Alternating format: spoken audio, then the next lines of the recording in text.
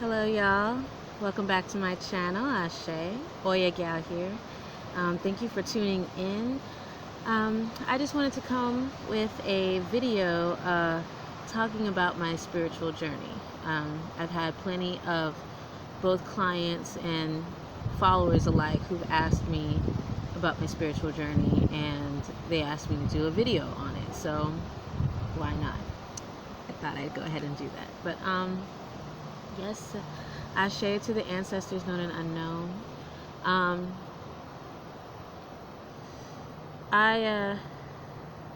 Well, I grew up in a Christian family.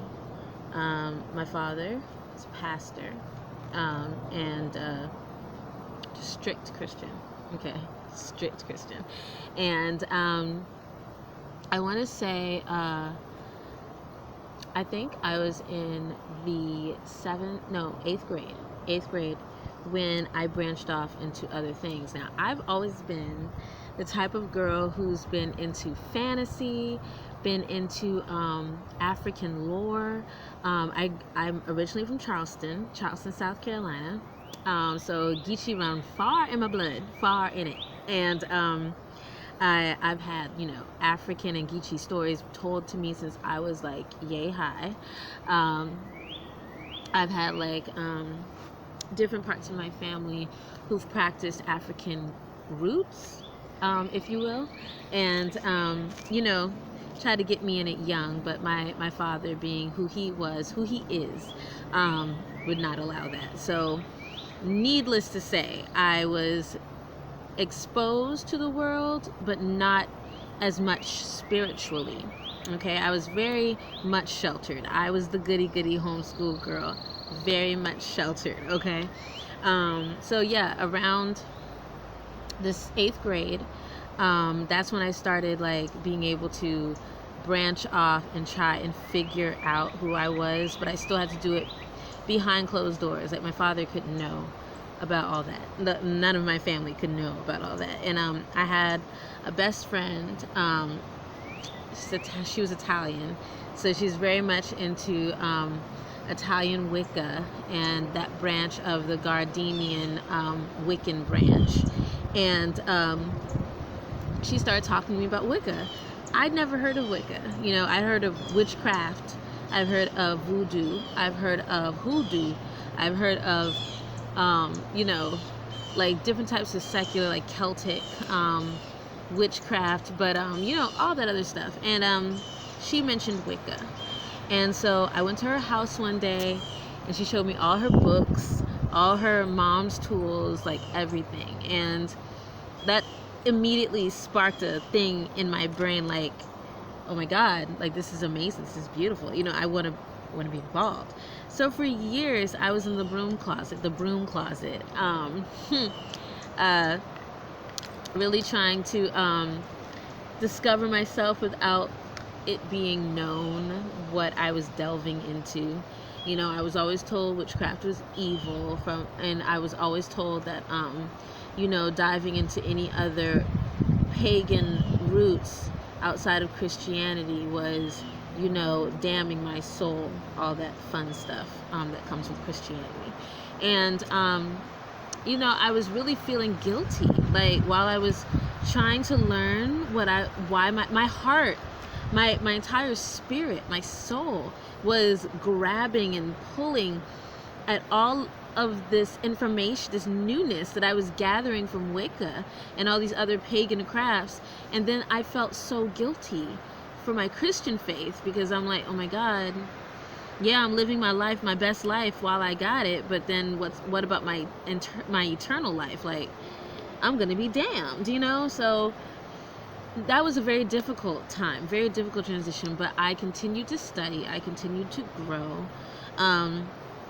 I was more into the Kemetic end of Wicca, and around that time I had joined witchvox.com. If anyone knows about witchvox.com, there's still amazing pagan community site online, and they've been here for years. I'm talking about back when AOL Messenger was a thing. If you're a 90s kid, you know what I'm talking about. So I joined them when I was like maybe 18, which was technically the second year of my college years. That's when I was able to have my own way of finding a computer, chilling out. I would always go to the school library and do all my research and then just hang out on witchbox.com. And I met like a whole other community. And, you know, I saw the different branches of Wicca, and they did like a whole history on Wicca, so you can read up on that. And I saw a Kemetic branch of it. And I'm so like, I've had dreams since I was little of Egypt, and I call it Kemet now, but so y'all who don't know what Kemet is, Egypt, I had dreams on dreams on dreams on dreams, like as if I were living them. You know, I had a friend later on in life tell me that was she's more experienced than me, but she was just like, that's past life, you know. So I've always been drawn to anything of the African spirituality, anything of spirituality I'm drawn to. So I'm already open, you know, I'm already like secular as far as mentally, but that heart, that passion, that like root, I always felt it for anything of the African culture. So I'm sorry, my computer, the thing keeps freezing every so often, so I apologize. But yeah, so I was studying more of the base of Wicca, and then putting my own Commission. I know that's not the correct terminology for someone from Kemet, but or a practice from Kemet, but my own like Kemet-esque, you know, what is it? Techniques to my basics. You know, I was getting more advanced, being a solitary witch, and really getting to know myself on that level. But at a certain point, I want to say it was around 24, 25. I became like very distant with my spirituality as far as that part of paganism is concerned, and or what Western civilization would call paganism. But I found myself not as rooted, you know, and I was in this show called In the Red and Brown Water by Terrell McCraney, who is a Steppenwolf playwright. He is a young black playwright. He is also the writer of Moonlight. Beautiful playwright, and I was in the show, the first of the series of the brother sister play. That's what the series are called, the brother sister play. But the first of the series was In the Red and Brown Water, and it's based around the Orishas of the West African culture of the Orisha, of Ifa, and or of Yoruba land, of what's known as Yoruba land, which is you can look that up. There's like a whole bunch of African cultures of Nigeria within that part of Africa that make up Yoruba land. Benin, Yoruba, what is it? The Congo, like different areas. But either way, that's beside the point. The show is based around the Orishas. All of the characters were Orishas, names, representations of the Orishas. My character was Oya. And everyone, everyone in the show called my character Oya Gyal. So that's where I got my name from for my platform. So that's a little side note for you, a little fun fact. But Oya, you know, we did our research. I really appreciate our director, who our first rehearsal had us sit down and talk about all of the Orishas, or at least the name ones that we can name, because, you know, there are about 480 something Orisha in the pantheon, I believe, something like that, around that number. I could be wrong, don't quote me on that, but it's about around that number. And so we obviously don't have time to sit down and talk about all 400 something Orisha, but the main ones that were discussed in the show: Oya, Shango, Oshun, Yamaya, or Umoja. That's what we called her Mama Moya. That was her name in the show, but Yamaya. Elegua, we called him Legba, or Lil Legba. Who was it? Elegua and Elegba were both in it. And if you know your Ifa and more Ifa history, then you know that Elegua comes in different forms, and he has different names, different personalities, if you will. Not the same person, but the same person. More so, just not the same person. But he's really not the same person. But that was how it was portrayed in the show. So Elegua was portrayed by a female, and Lil Legba was portrayed by a mischievous boy, which is cool.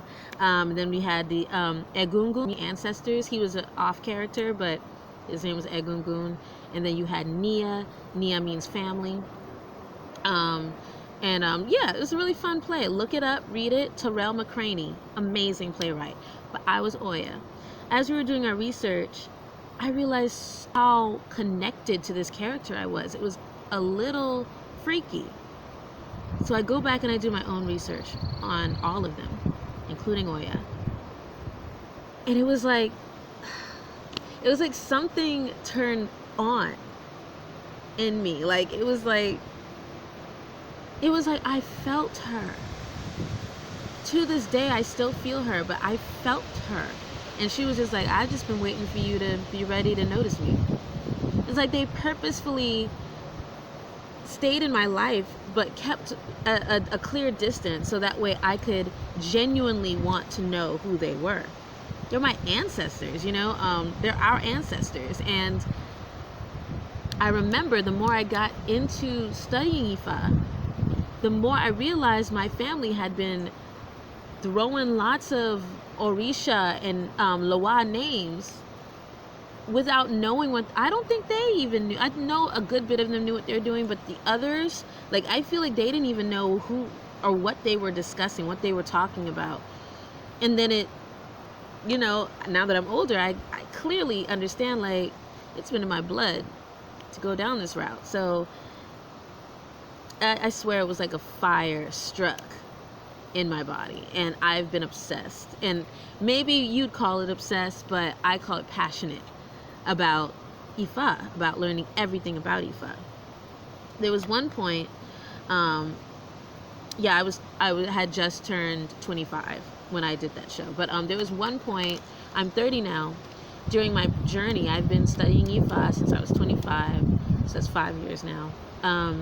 And I've progressed, I've advanced on my own, but I've been still in search of a guide to be crowned. I've yet to be crowned, so I do not officially know if I am a child of Oya. But with all of the synchronicities between, like, it's something you cannot explain. It's a feeling. It's a knowing of your own instinct. But I feel like I am connected to Oya in a strong way. If I am not her child, she's probably a head Orisha or a guardian Orisha. She's probably only sits on one of my signs. She is related to both Scorpio and Capricorn. And I am a Capricorn sun with a Scorpio moon. I was born during a storm, one of the largest snowstorms that South Carolina in general hadn't seen in a long time, and it was in '89. That same year, that was Hurricane Hugo, one of the last biggest hurricanes we had before Katrina. Well, I can say we, because South Carolina, we didn't experience Katrina, but you know, you get what I'm saying. I am at peace around storms. I connect to the ancestors. I connect to death and necromancy, and Oya Egungun. She is the ancestral spirit of Oya that resides around the cemeteries, around the gateway between the living and the next world. She also helps people from this world into the next, especially when they've had a sort of grievance as they die, like not a very peaceful death, you know, to be a guide to show them that it's okay. So I mean, like, I don't know if you can tell, but I adore her. I love her. I love her. I love her. Yes, I feel a connection to Eshu, who's also another persona of Elegua. Eshu has always been the personality of Elegua that I've always had a connection to. Well, not always, but for my journey of studying Ifa that I've had a connection to. Ever since I became a mother, which was 3 years ago, Oshun has made herself very, very vibrant to me. Like very, it's sweet. Like it's like I've had family members who've experienced Oshun in, they've always been beautiful ways, but they've been like intense, you know. But with me, I've always felt so like a sweet mother. And I know she's near when I smell honeysuckles. I always smell honey or honeysuckles.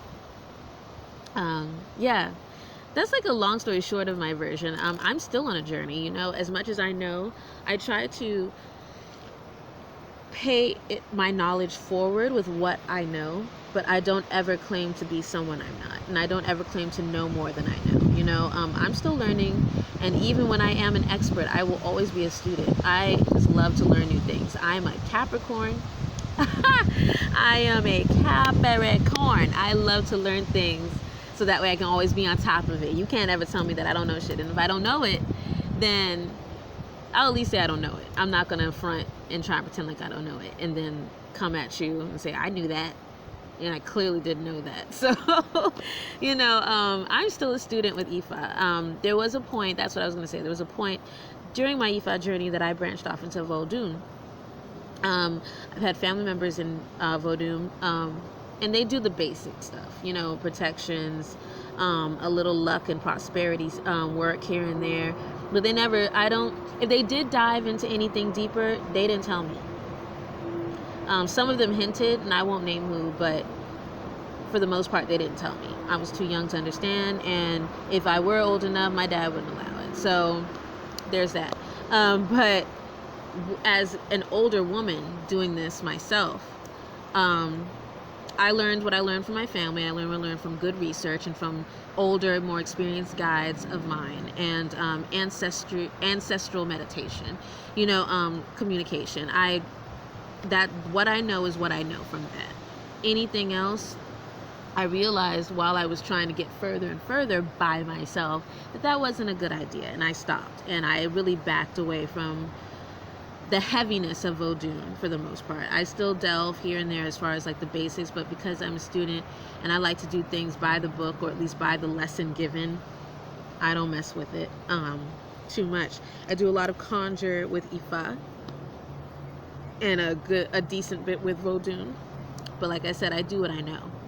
Anything else, I'll tell you I don't know it, and I'll point you in the right direction of someone I know who could probably help, or somewhere where you can find the help, you know. But Ifa so far has been my love. Like, it's literally opens me up into a whole new perspective of nature. I've always loved and appreciated nature, but now I'm like, you know, what my fiance likes to call an animist, someone who sees life in everything.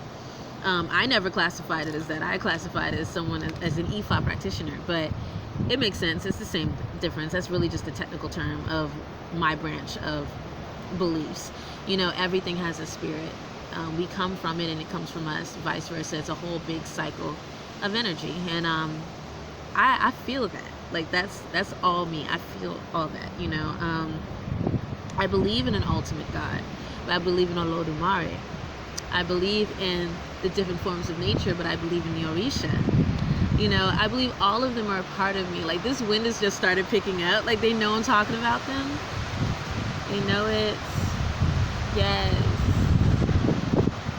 I feel like that was Ayao. Ayao. Ayao. Younger sister of Oya.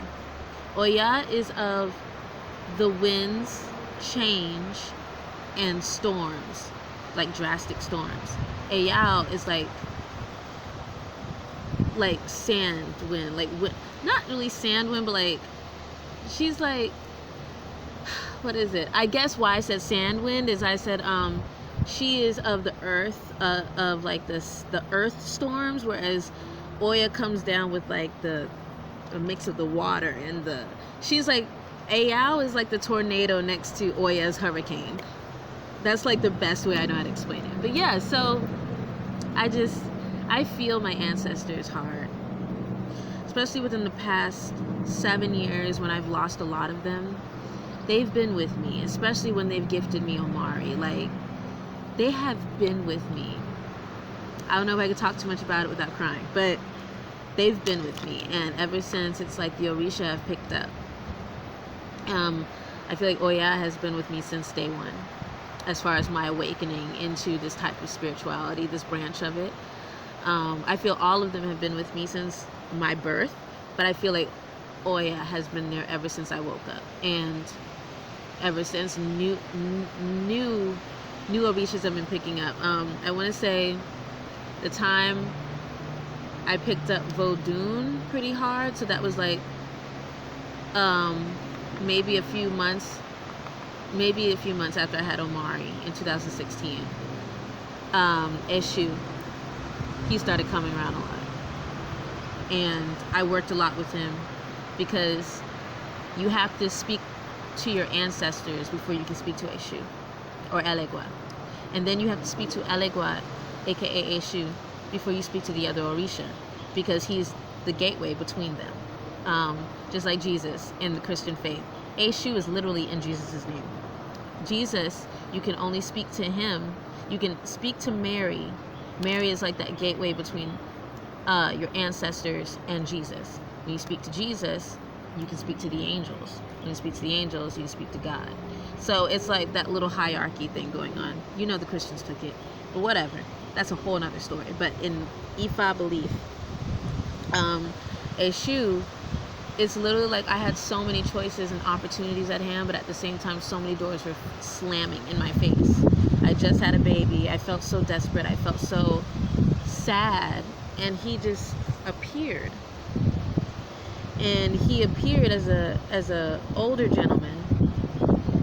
He was wearing red, but it was like a burgundy. And so at first I didn't think much of it. I just thought he was an old dude. But he came to me, and with that testimony, I'm going to end it there, because I just had a feeling that he might not want me to share this. But he did come as an older man, and blessed me. Literally blessed me. And Oya's been on my shoulder this whole time. I love her. I love her. Ashe. Like, I'm feeling it. My bad. So yes, that's my spiritual journey. So all the way from when I was, how old was I in the 8th grade? It was 11, 10, just turned 11 in the 5th grade. 12, 13, 14. I was 14. So from 14 all the way to 30. That has been my spiritual journey, from Wicca all the way to Ifa. That's such a beautiful growth, because like I know who I am, and I'm finding more surprises about myself every day. Like, I'm sorry, I'm hearing things and I'm just like, hello, like I feel someone's there, like, hello. So yeah,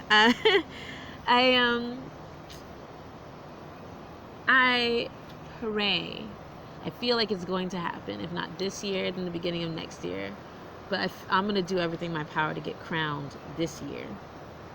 This corona kind of put a little things back than I expected. But I would like to be crowned. And I found a wonderful Babalawo and Iyalawo in Florida,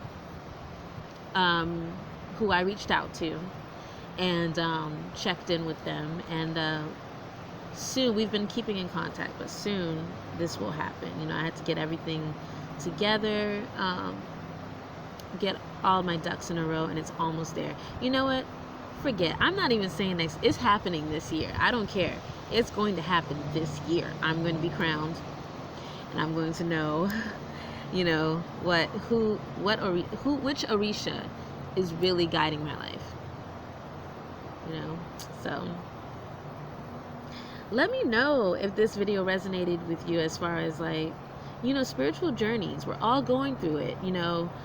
Even if, and that's the thing, earlier when I was talking about the Christianity, if that is your way of life, of belief, let it be.